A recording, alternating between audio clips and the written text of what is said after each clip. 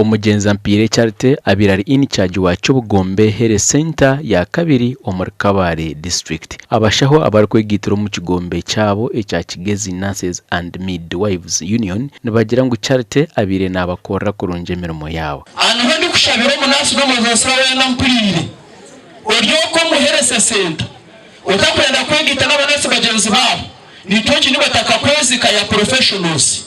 Muri nitumureke twezike tucariho tayayirane nitutuzike nafwe nanye bandetere plus nkoko makureba nanye bazike je nyo munasi omuri byona abashasha akatatuferirwe mugenzi witu I myself and charity has been my classmate Shoma nawe Kabale University so twamuferwa mnonga abebembezi basima Abashaho awe kwatanisa kandi bashabwa kugumizamo no mutumogo na witwa akari ukubona abantu bari korana bo nkaba bingi bakushendekize bakija kuba nitwe bwende na kubasimira nani mbashaba mu kwatanise nani firira Abashaho mu ngaro habo kwija kwatanisa ni plane za ruhanga mu kusara jatino wakoro kinoha iwe Yesu mwisto arenga hata